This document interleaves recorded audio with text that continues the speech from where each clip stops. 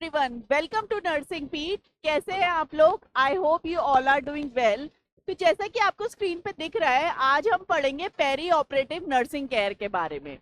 ठीक है, तो पेरी ऑपरेटिव नर्सिंग केयर होता क्या है? अगर डेफिनेशन की बात करें तो पेरी ऑपरेटिव हम बोल सकते हैं it is a care given to a patient before surgery, during surgery and after surgery. क्यों दे रहे हैं? To ensure patient safety, comfort and recovery. क्या बताया मैंने? डेफिनेशन क्या हुई पेरी ऑपरेटिव नर्सिंग की? मैंने बोला कि पेरी ऑपरेटिव नर्सिंग केयर। ठीक है, तो मैंने कुछ भारी से शब्द यूज कर दिए डेफिनेशन में। तो क्या क्या वर्ड्स यूज करे मैंने? कि it is a care provided to a patient. आप केयर किसी पेशेंट को दे रहे हो, ठीक है? To a patient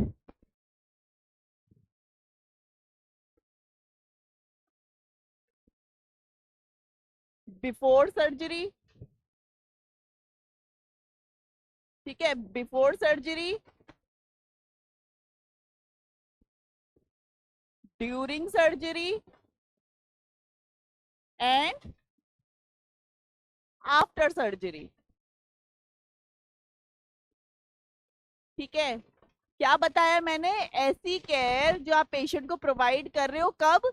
during surgery, sorry, before surgery, during surgery and after surgery. यानी कि जब सर्जरी होने से पहले, सर्जरी के टाइम पे और सर्जरी खत्म होने के बाद जो भी हम नर्सिंग केयर उस पेशेंट को दे रहे हैं उसे हम बोलते हैं पेरी ऑपरेटिव नर्सिंग केयर। ठीक है, समझ आया? क्या बताया मैंने? Perioperative it is a care provided to a patient before, during and after surgery. After surgery. ठीक है, क्यों दे रहे हैं? क्यों जरूरत पड़ रही है हमें केयर देने की? ठीक है, to ensure,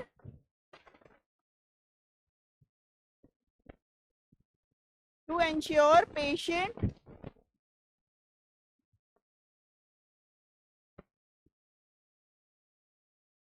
patient safety, comfort and recovery. ठीक है, क्यों दे रहे हैं हम ये केयर? ताकि पेशेंट को सेफ्टी रहे, कंफर्ट रहे और रिकवरी रहे। क्लियर है?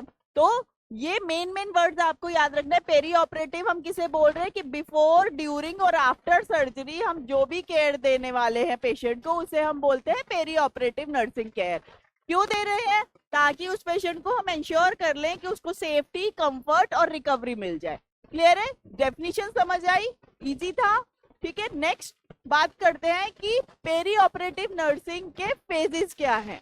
तो बेसिकली हम पेरी ऑपरेटिव नर्सिंग को 3 फेजेस में डिवाइड करते हैं।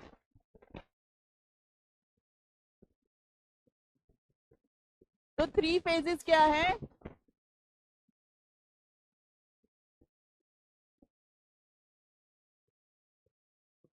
पेरी ऑपरेटिव नर्सिंग केयर को हम 3 फेजेस में डिवाइड कर रहे हैं।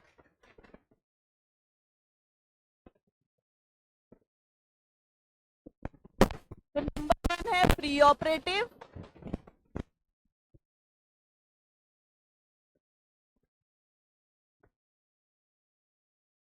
Pre operative phase. दूसरा है, बोलते हैं इंट्रा ऑपरेटिव।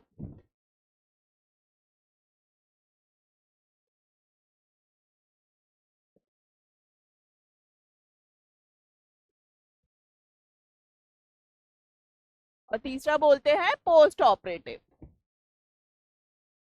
क्या बताया मैंने, 3 फेज कौन कौन से हैं? एक है प्री ऑपरेटिव, दूसरा है इंट्रा ऑपरेटिव और तीसरा है पोस्ट ऑपरेटिव। ठीक है, जो डेफिनेशन में पढ़ा था कि हम केयर वो कब कब दे रहे हैं, ड्यूरिंग बिफोर, ड्यूरिंग और आफ्टर। यानी कि बिफोर सर्जरी जो हम केयर दे रहे थे उसको तो हमने नाम दे दिया प्री ऑपरेटिव, नाम से ही पता चल रहा है, ऑपरेशन से पहले, प्री प्री मीन्स पहले। ठीक है, तो ये हो गया प्री ऑपरेटिव, ये हो गया हमारा फर्स्ट फेज। सेकंड हो गया intra operative, intra means during, तो ये हो गया इंट्रा ऑपरेटिव फेज। और पोस्ट ऑपरेटिव फेज हो गया यानी कि सर्जरी होने के बाद।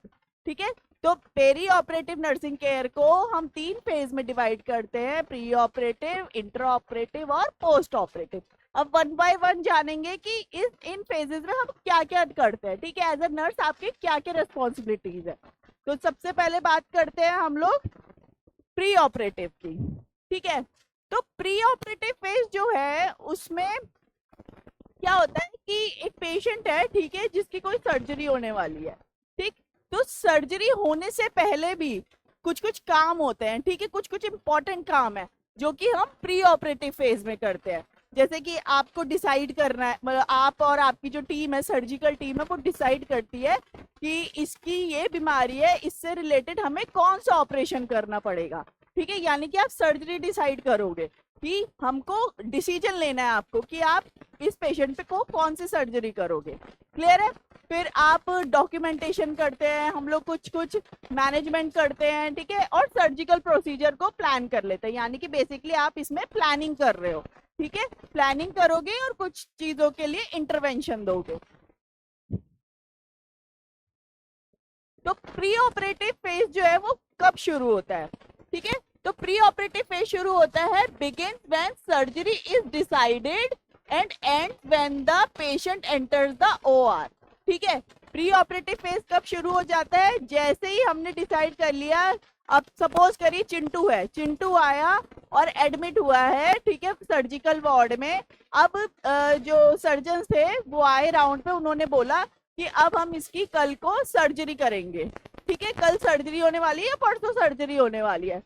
अब जिस टाइम से, जिस मोमेंट से सर्जन ने डिसाइड कर दिया कि इसकी, अब चिंटू की हम सर्जरी करेंगे परसों, ठीक है, इस डेट पे इसकी सर्जरी प्लान करनी है। ठीक है, उस टाइम से जो पेशेंट का प्री ऑपरेटिव, जो चिंटू का प्री ऑपरेटिव फेज है वो स्टार्ट हो जाएगा। ठीक है, तो जिस टाइम से सर्जरी करनी है वो चीज डिसाइड हुई है, उस टाइम से वो प्री ऑपरेटिव फेज स्टार्ट हो जाएगा। और कब तक रहेगा? जब तक वो चिंटू ओटी तक शिफ्ट नहीं हो जाता, जब तक आप चिंटू को ओआर तक छोड़ के नहीं आओगे। ठीक है, ओआर मीन्स ऑपरेशन रूम या फिर ओटी भी बोल सकते हैं। ठीक है, और ओटी कंफ्यूज नहीं होना है, कहीं कहीं हम ओटी भी बोलेंगे, कहीं कहीं ओआर भी बोलेंगे। ठीक है, तो कंफ्यूज नहीं होना है।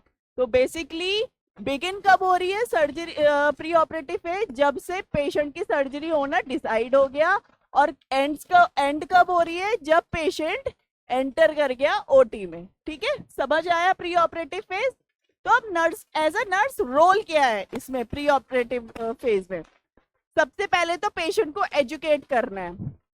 एजुकेट किस बारे में करेंगे? अब देखो भाई, सर्जरी जो है, जो कॉमन लोग हैं, ठीक है, जो पेशेंट है, जो मेडिकल फील्ड से नहीं है, सर्जरी वर्ड ना, चाहे वो छोटी सर्जरी होने वाली हो चाहे मेजर सर्जरी होने वाली हो, ठीक है, ये चीज तो हमको पता है। लेकिन एक सर्जरी के नाम से ही ना जो कॉमन लोग हैं उनके अंदर डर बैठ जाता है। ठीक है, कि सर्जरी होनी है, ठीक है, वो इस चीज से डरे हुए होते हैं। तो सबसे पहला काम आपका है कि आप पेशेंट को एजुकेट करोगे। ठीक है, उसको बताएंगे कि ठीक है, आपकी ये डिजीज कंडीशन है, ठीक है, आपको ये प्रॉब्लम है, इसके लिए सर्जरी ही करनी पड़ेगी। ठीक है, तो आप पेशेंट को बताओगे कि आपकी जो भी तकलीफ है उसके लिए हम सर्जरी करेंगे। ठीक है, आप फिर उस सर्जरी के बारे में बता सकते हो कि छोटा ऑपरेशन होता है या बड़ा ऑपरेशन है।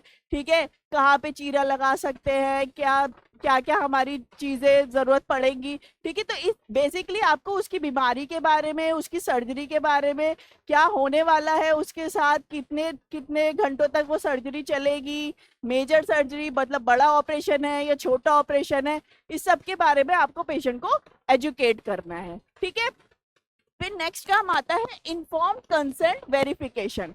ठीक है, ध्यान से पढ़िए, वेरिफिकेशन। ठीक है, कंसेंट लेना कभी भी नर्स का काम नहीं है।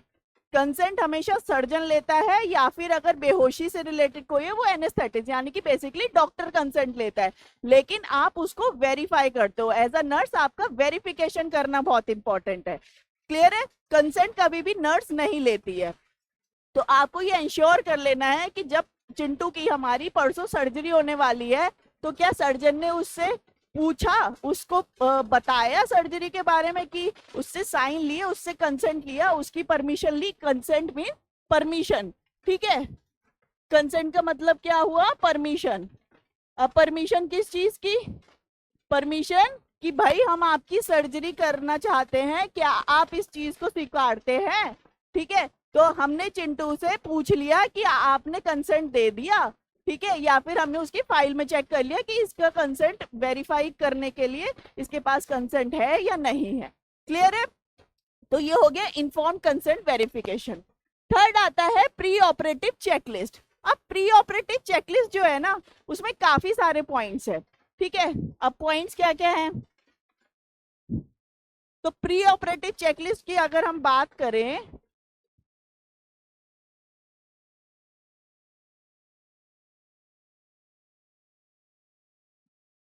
प्री ऑपरेटिव चेकलिस्ट,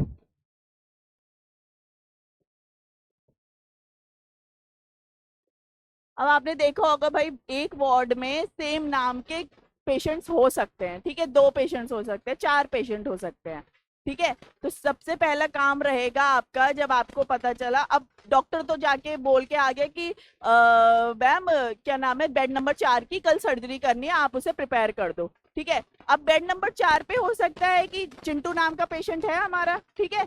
हो सकता है कि बेड नंबर 2 पे भी चिंटू नाम का पेशेंट हो, ठीक है? या ये भी हो सकता है, चलिए बेड नंबर से तो आप पहचान लोगे कि हाँ 4 पे चिंटू था, 2 पे चिंटू था, लेकिन आप यहाँ पे भी कंफ्यूज हो सकते हो। दूसरा चिंटू आपको मिल गया, आपने बोला कि तुम्हारा नाम चिंटू है, उसने बोला हाँ, तो तुम्हारा बेड नंबर क्या है? 2 नंबर है, ठीक है? तो अब आप बोलोगे कि हो सकता है डॉक्टर ने गलत बता दिया, तो यहाँ कंफ्यूजन क्रिएट हो जाएगा। क्लियर है?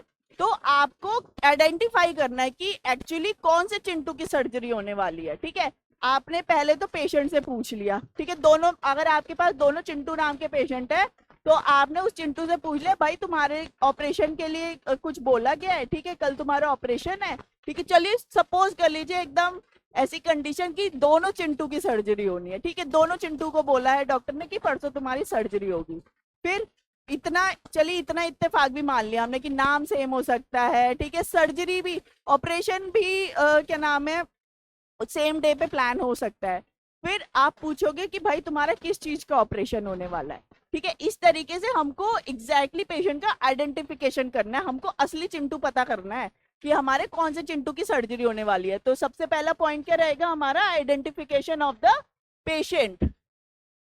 तो प्री ऑपरेटिव चेकलिस्ट जो है, उसमें सबसे पहला पॉइंट रहेगा हमारा आइडेंटिफिकेशन ऑफ पेशेंट।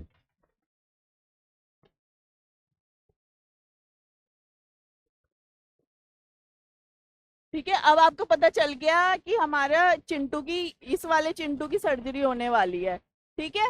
अब आपका क्या काम रहेगा? अब आपको पता करना है कि किस चीज की सर्जरी होने वाली है, ठीक है? सपोज करिए उसको हर्निया है, ठीक है? इंग्वाइनल हर्निया है, लेफ्ट साइड राइट साइड ऐसे करके, ठीक है? तो दोनों तरीके से दोनों जगह पे हर्निया हो सकता है। अब आपको पता चला कि डॉक्टर आपको बोलेगा कि राइट साइड हर्निया का ऑपरेशन करना है, ठीक है? अब आप पेशेंट के पास जाओगे, चिंटू से पूछोगे कि भाई तुम्हें किस तरफ की तकलीफ है? उसने बोला राइट साइड में, तो यानी कि आपका कंफर्मेशन हो गया। क्लियर है? आपने उसकी फाइल से भी डेटा मैच कर लिया, वर्बली भी पेशेंट से डेटा मैच कर लिया, तो आपको कंफर्मेशन मिल गया सर्जरी का। उस तो आप सर्जिकल साइट जो है उसको मार्क कर दोगे। सर्जिकल साइट, जब आपको सर्जिकल साइट पता चल गई कि हाँ ठीक है लेफ्ट साइड का करने वाले हैं, पेशेंट ने भी सही बता दिया कि लेफ्ट साइड पे मुझे तकलीफ है, डॉक्टर ने भी बोला है कि लेफ्ट साइड में तकलीफ है, और आपने फाइल से भी चेक कर लिया कि हाँ भाई लेफ्ट साइड की सर्जरी होनी है, तब आपको सर्जिकल साइट कंफर्म हो गई, तो सर्जिकल साइट को आप मार्क कर दोगे। क्लियर है? अब सर्जरी होने से पहले, ठीक है, कुछ इन्वेस्टिगेशंस कराई जाती है, ब्लड इन्वेस्टिगेशंस कराई जा सकती हैं, ठीक है। हो सकता है ये आरबीएस वगैरह, ग्लूकोज वगैरह, इन सब की जांच कराई जाती है, और वायरल मार्कर्स की चेक कराए जाते हैं। तो बेसिकली आपको लैब रिपोर्ट्स, जो भी उसके लैब रिपोर्ट्स हैं, जो भी हमको जरूरत पड़ने वाली है जिस लैब रिपोर्ट्स की हम लोगों को, तो वो हमको प्रिपेयर करके रखनी है। तो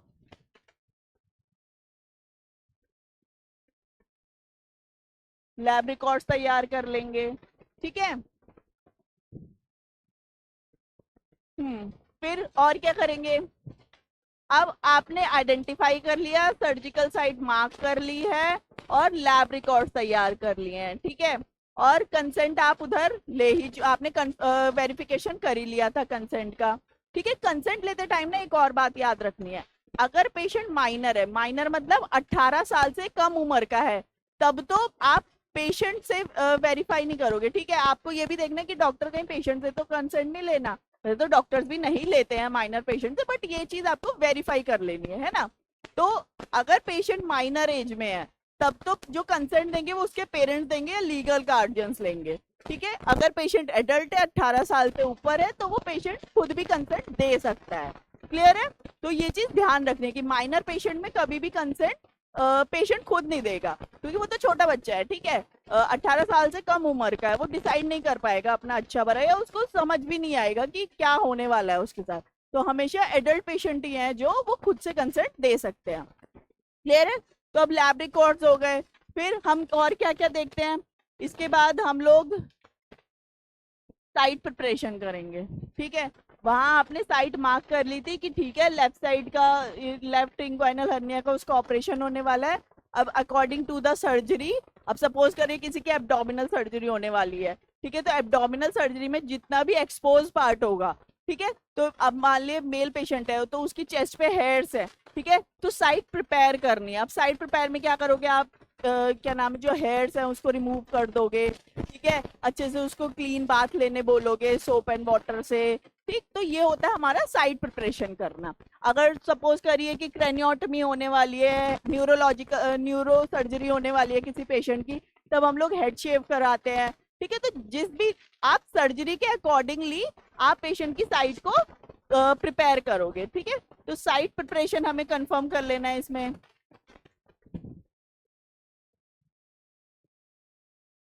साइट प्रिपरेशन हो गया, इसके बाद आप एनपीओ स्टेटस चेक करेंगे इसमें हम। एनपीओ स्टेटस क्या है? दिल पर ऑस, ठीक है, लैटिन वर्ड होता है एनपीओ। क्या बताया मैंने? लैटिन वर्ड नहीं है, एक्चुअली लैटिन फ्रेज है। लैटिन फ्रेज है जिसका मतलब होता है नील पर ऑस, ठीक है। हम लोग इसको नील बाय माउथ भी बोलते हैं, ठीक है, किसी किसी कहीं कहीं पे, मोस्टली यूके वगैरह जो है कंट्रीज है, तो वहां पे हम लोग एनबीएम भी बोलते हैं।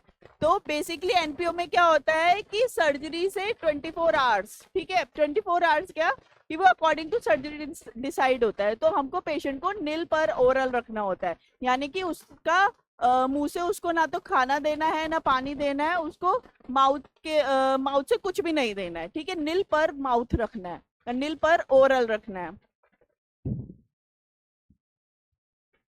नील पर ओरल, ठीक है। क्यों रखना है? क्योंकि जब एनेस्थीसिया दिया जाएगा ओटी में, ठीक है, तो वो एस्पिरेट कर लेगा। अगर आपने उसने पेशेंट ने कुछ भी खा लिया है या पानी पी लिया है, नील पर ओरल नहीं मेंटेन किया है, तो जब एनेस्थीसिया दिया जाएगा उसको, तो चांसेस रहेंगे कि पेशेंट एस्पिरेट कर जाए, ठीक है। और एस्पिरेट कर रहा अगर, तो डेथ भी हो सकती है। तो इसलिए हम लोग जो भी पेशेंट सर्जरी के लिए पोस्टेड है, उनको हम लोग नील एटलीस्ट 12 आवर्स, ठीक है, कम से कम 12 घंटे के डिफरेंस पे हम लोग उनको एनपीओ रख देते हैं। क्लियर है? फिर और क्या करते हैं? ठीक है, साइट प्रिपेयर कर लिया, एनपीओ रख लिया, इसके बाद हम लोग आईवी एक्सेस देखते हैं, ठीक है। आईवी एक्सेस चेक करना है हमको कि पेशेंट के पास सफिशिएंट कैनुलाज आईवी एक्सेस हैं या नहीं है। आईवी एक्सेस क्यों जरूरी है? क्योंकि ओटी में हमको मेजर अमाउंट में, बोलस अमाउंट में, काफी ज्यादा अमाउंट में हो सकता है फ्लूइड चढ़ाते हैं, ठीक है। चढ़ाना पड़ भी सकता है, उसमें हो सकता है कि ड्यूरिंग सर्जरी ब्लड लॉस ज्यादा हो गया, ब्लड चढ़ाना पड़े। तो अगर वहां पे उसको हम पहले से आईवी एक्सेस नहीं देंगे तो वहां पे टाइम वेस्ट हो जाएगा, है ना। तो कहीं ना कहीं पेशेंट के लिए दिक्कत वाली बात है। तो पहले से ही आपको इंश्योर कर लेना कि पेशेंट के पास आईवी एक्सेस रहे, ठीक है। तो आप पहले से ही प्री ऑप फेज में ही आप कैनुला वगैरह सब डाल के रखोगे। और चलो अगर कैनुला डला हुआ भी है तो आप सर्जरी से पहले उसको ट्रांसफर करने से पहले चेक कर लोगे कैनुला वर्किंग है या नहीं है, ठीक है। तो ये हमको आईवी एक्सेस चेक करना है पेशेंट का। फिर इसके बाद चेक करना है कि पेशेंट का जो हाइजीन है, ठीक है, वो मेंटेन है या नहीं है। अब हाइजीन के अंदर क्या आ रहा है? हाइजीन के अंदर आ रहा है उसके क्लोथिंग्स, ठीक है। जो क्लोथ्स वो पहन के वार्ड में एडमिट है, ठीक है, वो क्लोथ पहन के उसको हम ओटी शिफ्ट नहीं करेंगे। क्यों क्यों नहीं करेंगे? क्योंकि ओटी एक रेस्ट्रिक्टेड एरिया होता है, ठीक है, वो स्टेराइल एरिया होता है। तो आप बाहर वाले कपड़े पहन के ओटी में नहीं जाते, ठीक है। ओटी में भी जो भी स्टाफ, जो भी डॉक्टर, जो भी वहां पे काम वर्किंग स्टाफ होता है, वो भी अपने आउटसाइड ड्रेस जो यूनिफॉर्म है वो नहीं पहनते हैं, हमेशा ओटी स्क्रब्स पहनते हैं, ठीक है। जो ओटी के अंदर जो यूनिफॉर्म है, जो स्टेराइल यूनिफॉर्म, जो ऑटोक्लेव होके आती है स्पेसिफिकली ओटीज के लिए, वही यूनिफॉर्म्स पहनी जाती हैं ओटी के अंदर। क्लियर है? तो पेशेंट को भी हम उसकी क्लोथिंग चेंज करा देंगे, या तो डिस्पोजेबल कुर्ता पजामा पहना लेंगे, या फिर जो ओटी के लिए असाइंड कुर्ताज वगैरह जो ड्रेसेस मिलती है वो हम उसको पहना देंगे, ठीक है। तो क्लोथिंग याद रखना है। फिर हमने पार्ट प्रिपरेशन देख लिया था, हाइजीन वगैरह। उसके बाद हमें पेशेंट को बोलना है कि आपको सो पर जिस भी दिन आपकी सर्जरी है, ठीक है, तो सर्जरी वाले दिन, ठीक है, अब सपोज करिए कि उसकी 12 बजे सर्जरी वो है पोस्टेड है, मतलब 12 बजे का टाइम मिला हुआ है उसको सर्जरी का। तो आप क्या करोगे? आप उसको जिस दिन उसकी सर्जरी है तो उस दिन आप पेशेंट को बोल देंगे कि सर आपको नहाना है, ठीक है, आपको नहाना होगा अच्छे से साबुन से, ताकि जो भी आपके बॉडी पे जो भी डर्ट, जो भी बैक्टीरिया वगैरह है वो हट जाए, ठीक है। अब कंप्लीटली तो नहीं हट सकते, लेकिन कुछ हद तक तो हट सकते हैं, है ना। तो आप उसको बाथ लेने बोलोगे, ठीक है, बात लेने बोल दिया। इसके बाद जो भी उसने ऑर्नामेंट्स पहने हुए, अब जैसे फीमेल्स हैं, जो फीमेल्स ओटी के लिए पोस्टेड होती हैं, तो हम उन्हें बोलते हैं कि आपकी जो भी चेन्स हैं, ठीक है, इयररिंग्स हैं, ठीक है, जो भी बिंदी वगैरह, चूड़ियां वगैरह जो भी आपने पहना हुआ वो सब निकाल के जाना है। हम वो सब निकाल देते हैं, क्योंकि जब ये जो भी मेटालिक चीजें अगर पेशेंट पहन के जाता है ओटी के अंदर, तो हम ओटी में क्या करते हैं, हम लोग कॉटरी मशीन्स को यूज करते हैं, ठीक है। तो कॉटरी मशीन जो है वो बेसिकली करंट पे जो है वो काम करती है। तो अगर आप मेटालिक चीजें पहन के जाओगे तो वो करंट ना पास थ्रू कर जाएगा पेशेंट की बॉडी में, तो ड्यूरिंग सर्जरी पेशेंट बर्न हो सकता है, ठीक है, पेशेंट को करंट लग सकता है। इसलिए जो भी मेटालिक ऑब्जेक्ट्स हैं पेशेंट के ऊपर, जो भी पेशेंट ने पहन रखा है, वो सबको निकाल देना है और पेशेंट के घर वालों को हैंड ओवर कर देना है। क्लियर है? तो ऑर्नामेंट्स रिमूवल,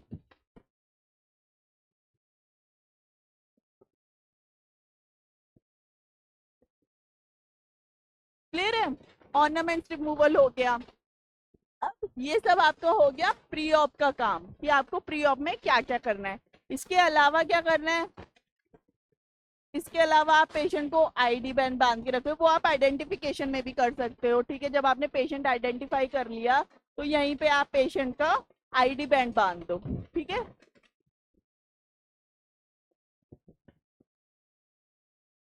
आईडी बैंड बांध दिए, ठीक है, ताकि जब ओटी में भी पेशेंट, जो ओटी स्टाफ है, जब वो पेशेंट को देखे तो वो उसके आईडी बैंड से कंफर्मेशन कर ले। एक तो कंफर्मेशन आपने कर लिया, दूसरा कंफर्मेशन वो लोग कर लेंगे, तो हर स्टेप में हमारा आइडेंटिफाई होता है। मतलब हम जो गलतियां जहां जहां जिन जिन पॉइंट्स पे हो सकती है हम उनको कम कर रहे हैं, यानी कि मतलब चाह रहे हैं कि गलती की कोई गुंजाइश ही ना रहे। क्लियर है? फिर ये तो हो जाएंगे हमारे प्री ऑप के काम। फिर एक और है कि हो सकता है कि मेजर सर्जरी होने वाली हो, तो आप इंश्योर कर लोगे कि ब्लड लॉस हो सकता है, ठीक है, आपको पता है कि इसकी मेजर एब्डोमिनल सर्जरी होने वाली है, ब्लड लॉस हो सकता है, तो आप पहले से इंश्योर कर लोगे कि ब्लड एंड ब्लड प्रोडक्ट्स उसके अरेंजमेंट हो चुके हों। ठीक है, blood and blood products arrangement.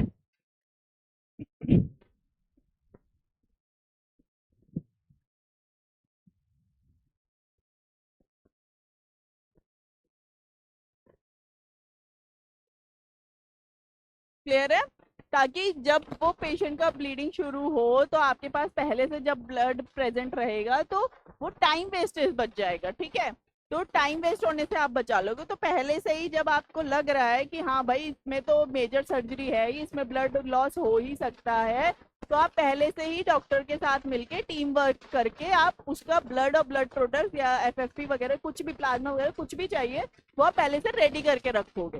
Clear है, और उसके साथ जितना भी उसके लैब रिपोर्ट्स हैं, ठीक है, फिल्म्स हैं, जैसे एक्सरे वगैरह की नीड है।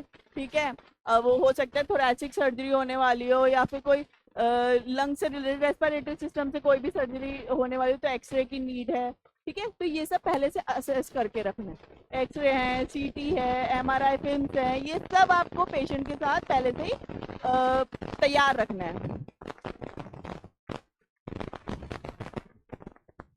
क्लियर है, अब इसके अलावा होता है प्री ऑपरेटिव फेज में हम लोग ड्रग्स भी देते हैं, प्री ऑपरेटिव ड्रग्स। अब प्री ऑपरेटिव ड्रग्स क्या है? प्री ऑपरेटिव ड्रग्स हैं जैसे कि कुछ स्पेसिफिक सर्जरीज हैं जिनमें हमें पहले से ही कुछ दवाएं देनी पड़ती हैं। अब प्री ऑपरेटिव ड्रग्स क्या क्या हो सकती हैं? प्री ऑपरेटिव ड्रग्स हो सकती हैं कोई भी एंटीबायोटिक। ठीक है, आपको ऑर्डर देख लेना है, जो भी डॉक्टर ने उसको प्रिस्क्राइब किया है वो ऑर्डर फॉलो करना है प्री ऑपरेटिव ड्रग्स का। ठीक है, जो भी ऑर्डर दिया जा चुका है, जो भी प्रिस्क्राइब करा जा चुका है, ये डॉक्टर सर्जन्स का भी काम है। ठीक है, कि वो आपको प्रिस्क्राइब कर देंगे पेशेंट को और आपको वो चेकलिस्ट को फॉलो करना है। यानी कि ऐसा नहीं करना कि डॉक्टर ने तो लिख दिया, आप कौन ही दे, कल मिल जाएगी उसके बाद। नहीं, अगर उन्होंने कोई drug, pre operative drug prescribe करी है तो वो आपकी ड्यूटी है कि आप उस ड्रग को उस पेशेंट तक दे दो। ठीक है, तो प्री ऑपरेटिव ड्रग में हम क्या क्या दे सकते हैं? एंटीबायोटिक्स दे सकते हैं। ठीक है, और स्टेरॉइड दे सकते हैं, हो सकता है स्टेरॉइड देने की जरूरत पड़ जाए। उसके अलावा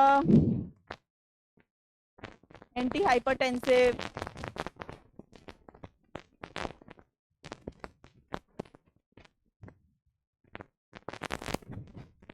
ठीक है, ये सब और भी ड्रग्स हैं जो दे सकते हैं। मोस्ट कॉमनली हम लोग यही देते हैं। ठीक है, प्री ऑपरेटिव ड्रग्स में, क्योंकि एंटीबायोटिक्स है तो आप पहले से ही एसएसटी करके रखोगे, स्किन सेंसिटिव टेस्ट करके रखोगे। ठीक है, कि उसको उस ड्रग से एलर्जी है या नहीं है। हाँ, जब आप असेसमेंट कर रहे हो ना प्री ऑपरेटिव फेज में, ठीक है, जब आप यहाँ असेसमेंट कर रहे हो तब आपको असेसमेंट में ये भी ध्यान रखना है कि पेशेंट को कोई प्रायर एलर्जी तो नहीं है।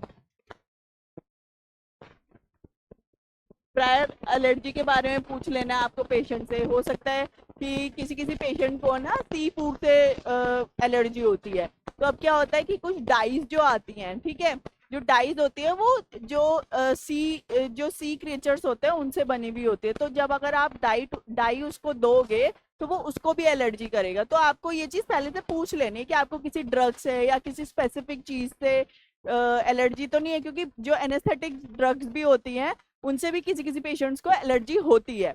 तो ये आप पहले से पेशेंट से पूछ के रख लोगे। अगर उसको पता है तो वेल एंड गुड है, वरना आप उससे बात करके, उसके कम्युनिकेट करके या उसके पुराने लैब रिकॉर्ड्स चेक करके आप लोग पता लगा लोगे कि वो किन किन ड्रग्स के लिए सेंसिटिव है और किन किन ड्रग्स के लिए रेजिस्टेंट है। ठीक है, ये आपको पता कर लेना है एलर्जी के बारे में, प्रायर एलर्जीज के बारे में। क्लियर है, तो ये सब काम होते हैं हमारे प्री ऑपरेटिव चेकलिस्ट में। मतलब ये सारी चीजें आपको पता होनी चाहिए अगर आप सर्जरी के लिए पेशेंट को पोस्ट करने वाले हो।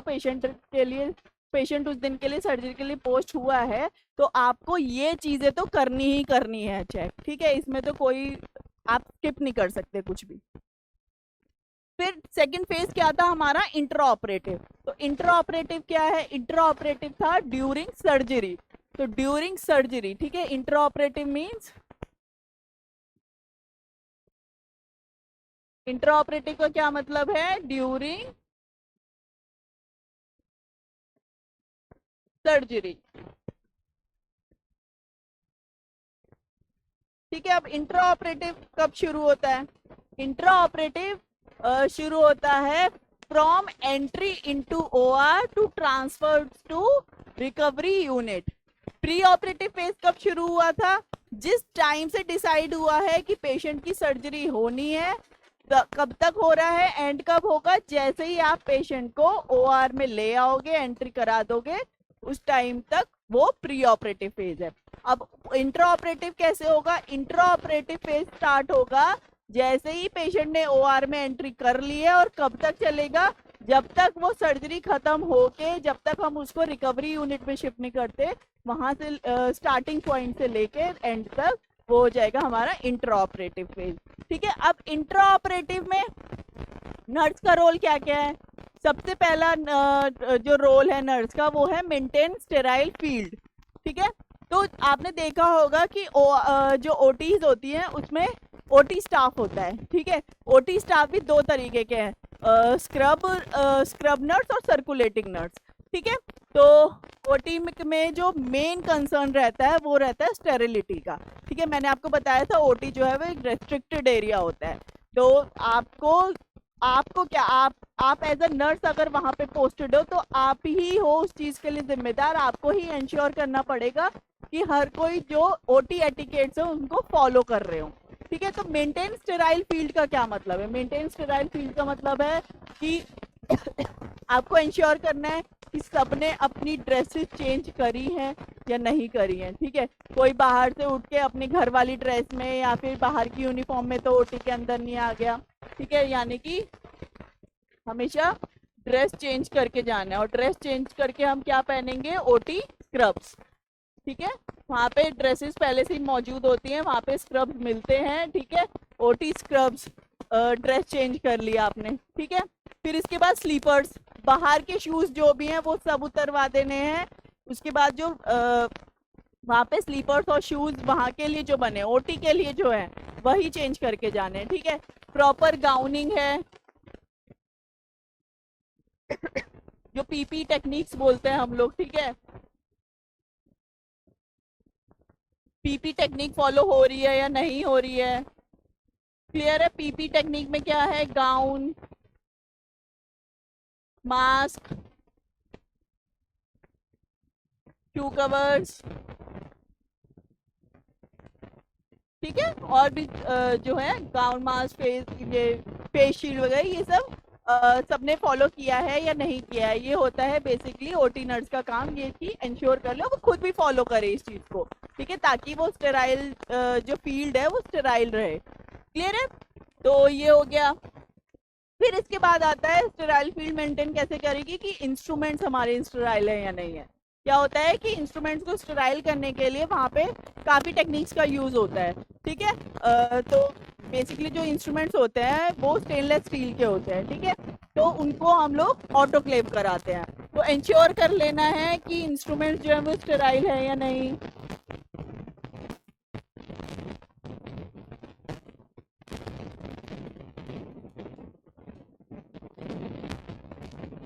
Ensure instrument sterility.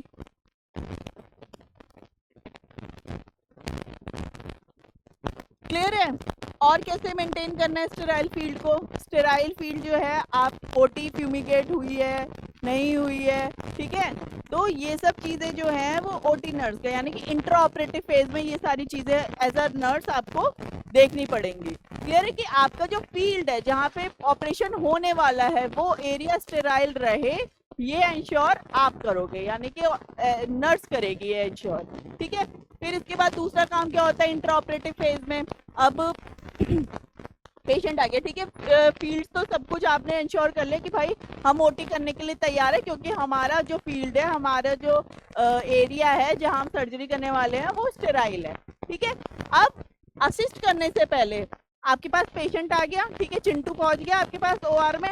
आप वापस उस पेशेंट को पूछोगे, चिंटू को पूछोगे आपको कैसा लग रहा है। ठीक है। क्योंकि एंजाइटी रहेगी ना पेशेंट को, प्री ऑपरेटिव फेज में भी पेशेंट को एंजाइटी थी।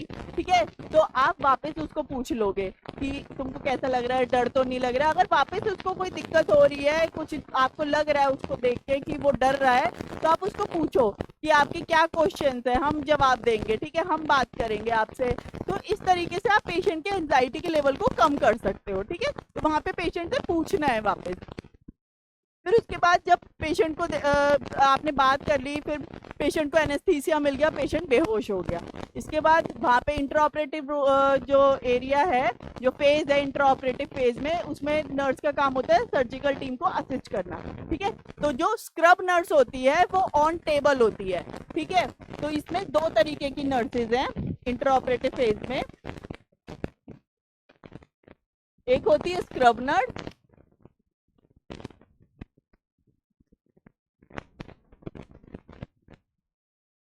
एक होती है स्क्रब नर्स और दूसरी होती है सर्कुलेटिंग नर्स, या फिर इसे हम फ्लोर नर्स भी बोलते हैं, लेकिन सर्कुलेटिंग ज्यादा बेटर है। सर्कुलेटिंग नर्स, क्लियर है। अब जो स्क्रब नर्स है, ठीक है, वो तो टीम को ऑन टेबल असिस्ट कर रही है।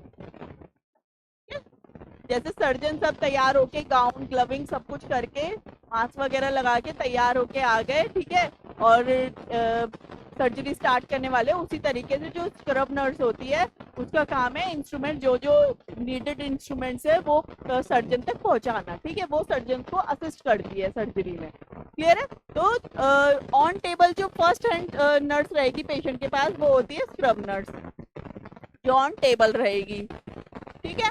अब सर्कुलेटिंग नर्स कौन है? सर्कुलेटिंग नर्स जो है वो ओटी एटिकेट्स तो प्रॉपरली फॉलो करती है, मतलब वो ओआर स्क्रब में तो रहेगी, ठीक है, मास्क लगा के रहेंगे, कैप लगा के रहेंगे, ठीक है, सब कुछ फॉलो करेगी, लेकिन वो वॉश नहीं होती है। वॉश इन द सेंस वो स्क्रबिंग नहीं करती है। जैसे जो स्क्रब नर्स है उसने प्रॉपर सर्जिकल हैंड वॉशिंग किया होगा बीटाडीन वगैरह से, ठीक है, उसने गाउनिंग करी, मास्क पहना, सब कुछ फॉलो किया है, वो हो गई स्क्रब नर्स, क्योंकि उसने खुद को सर्जिकल हैंड वॉशिंग करके खुद को स्क्रब कर लिया है, ठीक है, वो तो ऑन टेबल डायरेक्ट पेशेंट के पास रह रही है।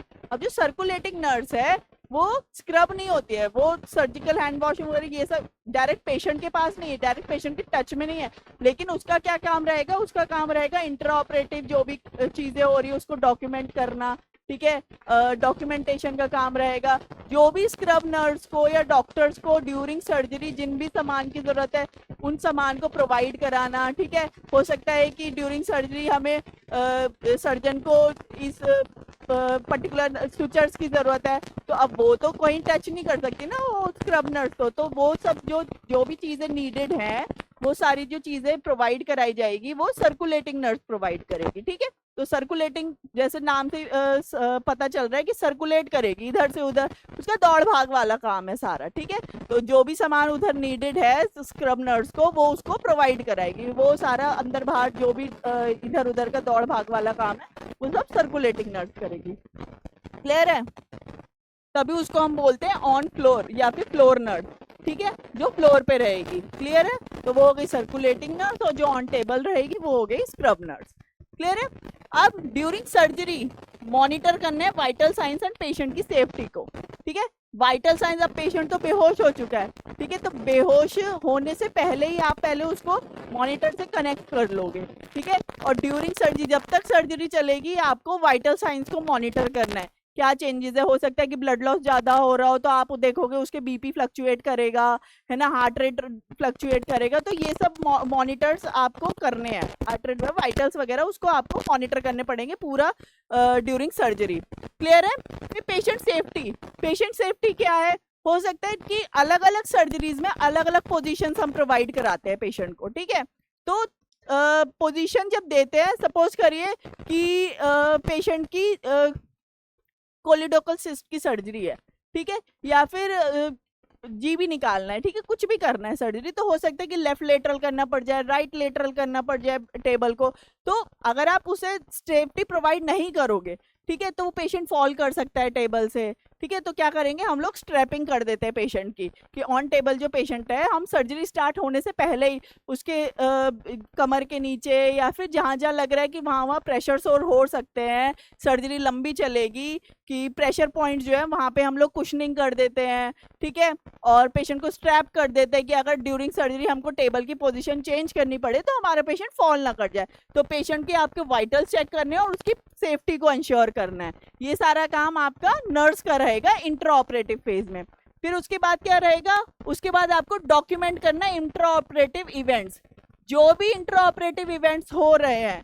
ठीक है, हो सकता है कि सर्जरी ओटी में लाके उसको सीवीपी लाइन डाली गई है, ठीक है, कैथेटराइजेशन करा गया है, और जो भी इवेंट्स हुए हैं ड्यूरिंग सर्जरी या फिर इंट्रा ऑपरेटिव फेज में। इंट्रा ऑपरेटिव फेज स्टार्ट हो रहा था जैसे ही पेशेंट ओटी में आ गया है। ठीक है, बेहोश नहीं भी हुआ है तो भी वो ओटी में तभी से ही इंट्रा ऑपरेटिव फेज स्टार्ट हो चुका है। तो आपने ओटी के अंदर पेशेंट के साथ जो भी किया है, जो भी उसको इंटरवेंशंस दिए हैं, वो सब आपको डॉक्यूमेंट करने। पेशेंट कितने बजे आया था, ठीक है, कितने बजे उसको फॉलीज पड़ गया, हमने कितने यूनिट उसको ब्लड दे दिया, ताकि ये जितना भी डेटा होगा ना, जब आप उसे पोस्ट ऑफ रिकवरी में लेके जाओगे, जब आप हैंड ओवर दोगे नर्स को, अगले नर्स को, ठीक है, पोस्ट ऑफ वाले नर्सेस को, तब वो आपके लिए इजी हो जाएगा और उनके लिए भी इजी हो जाएगा। ठीक है, उनको पता रहेगा कि अच्छा इसको इंट्रा ऑपरेटिवली इतना यूनिट ब्लड जा चुका है।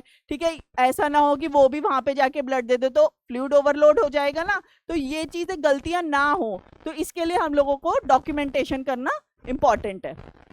क्लियर है? तो ड्यूरिंग सर्जरी आप इंट्रा ऑपरेटिव जो भी इवेंट्स हो उसको डॉक्यूमेंट करेंगे। तो ये सारा काम हो जाएगा इंट्रा ऑपरेटिव नर्स का, जो ओटी में नर्सेज हैं उनका काम हो जाएगा ये। ठीक है, तो ये हो गया हमारा इंट्रा ऑपरेटिव फेज। अब इंट्रा ऑपरेटिव फेज में एक चेकलिस्ट फॉलो की जाती है, WHO सेफ्टी चेकलिस्ट।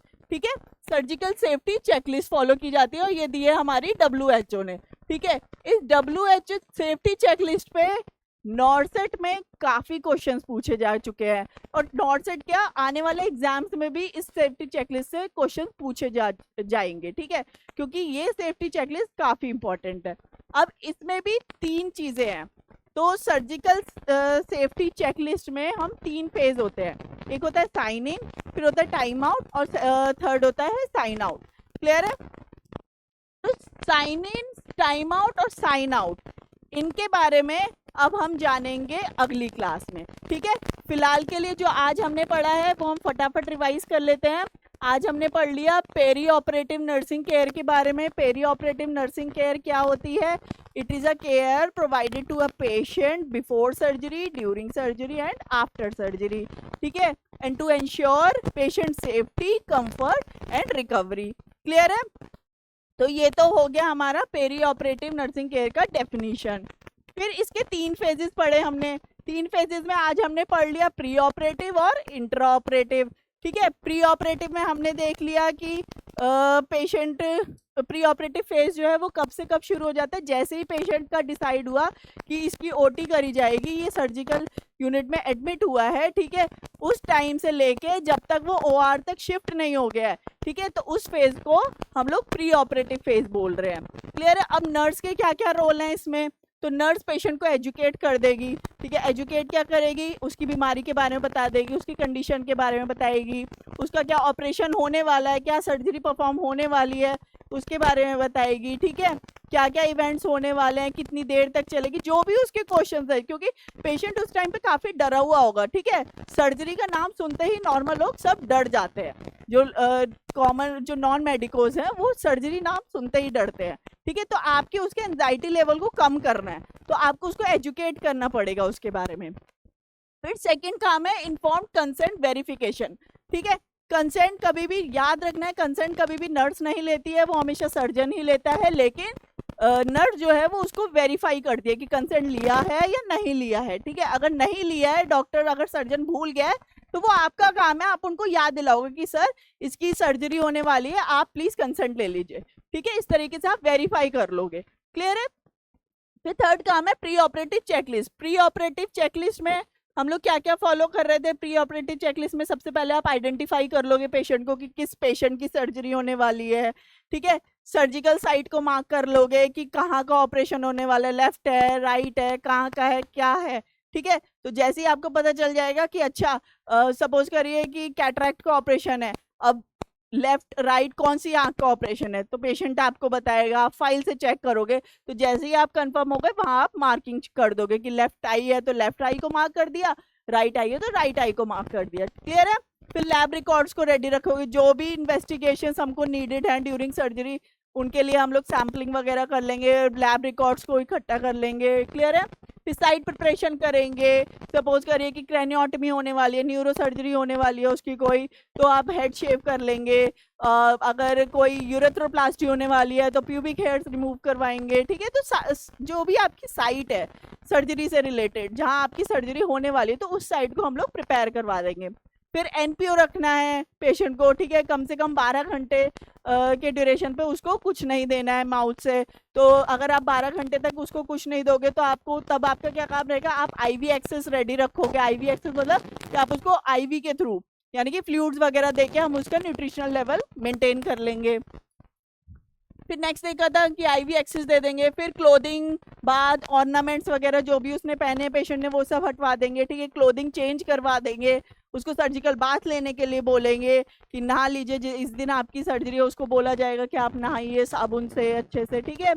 फिर ब्लड या ब्लड प्रोडक्ट्स अरेंजमेंट रखना है, वो सर्जरी पे डिपेंड करता है टोटली। अगर छोटी सर्जरी है, आपको पता है कि माइनर सर्जरी है, इसमें ब्लड लॉस होने के चांसेस बहुत कम है, तो ब्लड की नीड नहीं है वो भी, लेकिन आप खुद से डिसाइड नहीं करो, वो आपको टीम के साथ अपना कम्युनिकेट कर लेना है। अगर सर्जन बोलता है कि नहीं इस केस में भी हमको ब्लड की जरूरत है, तो आप पहले से ब्लड प्रोडक्ट्स को रेडी रखवा लोगे। क्लियर हो? मेजर केसेस में तो हमें ब्लड प्रोडक्ट्स रेडी रखने ही हैं। उसके बाद जो भी उसकी फिल्म है, एक्सरे, सीटी, एमआरआई फिल्म, जो भी उससे सर्जरी से रिलेटेड जो भी फिल्म वगैरह, जो भी रिपोर्ट्स वगैरह, वो सब आप रेडी रखोगे, ठीक है। और पेशेंट के साथ हम लोग जब ओटी में शिफ्ट करेंगे तब हम उसके साथ उसको भेज देंगे, ठीक है। प्री ऑपरेटिव ड्रग्स देंगे, ठीक है। हो सकता है कि ड्रग्स की जरूरत पड़े, एंटीबायोटिक्स में एसएसटी देनी पड़े, स्टेरॉइड दे सकते हैं। एंटी हाइपरटेंसिव कोई पेशेंट है जिसको हाइपरटेंशन है, तो हाइपरटेंशन की वजह से सर्जरी नहीं हो पाएगी, तो उसको एंटी हाइपरटेंसिव दे दें ताकि उसका बीपी नॉर्मल रेंज में आ जाए, ताकि हम उसकी सर्जरी कर सकें। फिर हमने देखा था intra operative phase. Intra operative phase क्या होता है? ड्यूरिंग सर्जरी वाला फेज। तो जैसे ही पेशेंट एंटर किया ओटी के अंदर और रिकवरी रूम तक शिफ्ट होने तक वाला जो भी टाइम है उसको हम बोलते हैं इंट्रा ऑपरेटिव फेज, ठीक है। इंट्रा ऑपरेटिव फेज में नर्स की क्या रोल थी? तो मेंटेन स्टेराइल फील्ड, ठीक है। जो भी ओटी के अंदर जो भी एरिया है उसको स्टेराइल रखना नर्स की जिम्मेदारी है। फिर सर्जिकल टीम को असिस्ट करना है, ठीक है। मॉनिटर करने हैं वाइटल्स को और पेशेंट की सेफ्टी को इंश्योर करना है। स्ट्रैपिंग वगैरह कर लेनी है, पोजीशन वगैरह प्रॉपर बनानी है। प्रेशर तो सर्जरी लंबी चलने वाली, तो जो भी प्रेशर पॉइंट्स है उसमें कुशनिंग करनी है ताकि उसको ब्रेड अल्सर्स ना हो, ठीक है। ये सब इंश्योर कर लेना है। डॉक्यूमेंट करना है इंट्रा ऑपरेटिव इवेंट, जितने भी इंट्रा ऑपरेटिव इवेंट्स हुए हैं ड्यूरिंग सर्जरी या ड्यूरिंग इंट्रा ऑपरेटिव फेज, वो सब आपको डॉक्यूमेंट करने हैं, ठीक है। तो कल हम पढ़ेंगे सर्जिकल सेफ्टी चेकलिस्ट के बारे में और लास्ट पोस्ट ऑपरेटिव फेज के बारे में, ठीक है। आई होप आपको ये सब समझ आ रहा हो। नोट्स बनाते रहिए, ठीक है। नोट्स बनाएंगे तभी हम लोग धीरे धीरे अपने जो नोट्स है उसको इकट्ठा करके हम लोग जरूर एग्जाम को क्रैक करेंगे। क्लियर है? तो जुड़े रहिए नर्सिंग पीठ के साथ। Thank you so much.